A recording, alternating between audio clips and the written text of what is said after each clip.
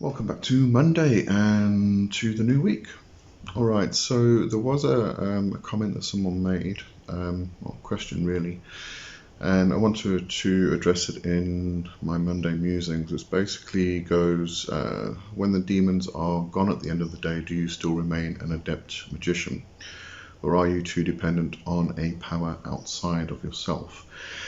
And I think this is a very important thing to talk about, as there is quite a misconception about where the actual power comes from.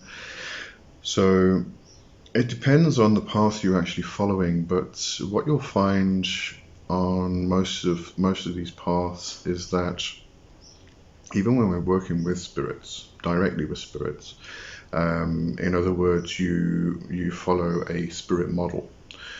You're still, the power doesn't come from them. It still comes from you. You are the creator of your own reality.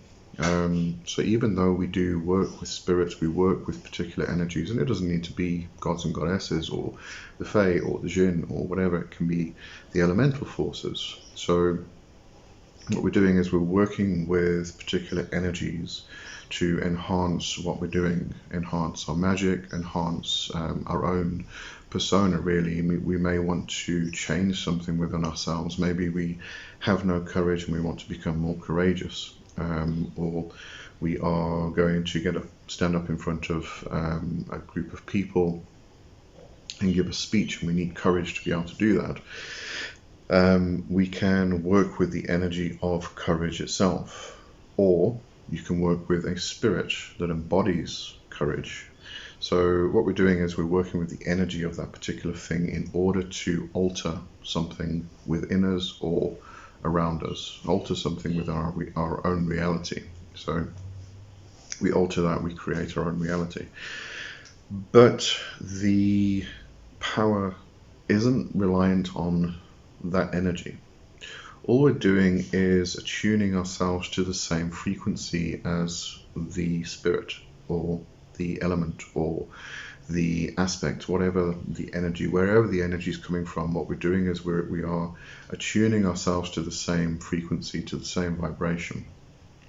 So if we were to call upon a spirit in order to help us with a particular thing, then we would call the energy of that spirit in, and we would attune ourselves to the same frequency as that spirit, and then we vibrate at the same frequency, the same level, and through that we then, our vibration alters, it changes, and therefore we can then go forward and achieve what we wanted to achieve. But when the spirit leaves, it doesn't mean that now all of a sudden that's gone. We have altered our vibration, we have synchronized it to the same frequency as the energy we wanted, and therefore we are at that same frequency, we are vibrating at that same energetic level. So even if the spirit leaves, we continue to vibrate at that level until we decide to stop vibrating at that level, until we decide to change it. So, being an adept magician is understanding that. And it's not a case of call the spirit does things for us, and then when it leaves we are completely useless. That's not the case at all. That should not be the case. Some people do rely on the spirits too much, and I think that's a bit of a trapping, and it becomes a bit of a crutch. But that's not what we're supposed to be doing, or what we should be aiming for.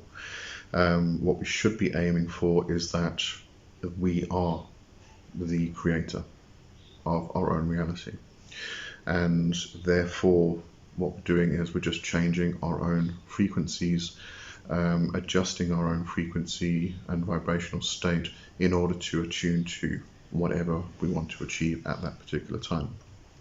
So it really isn't got nothing to do with the spirits give us power, or the elements give us power. We are the power. We are the ones with the power.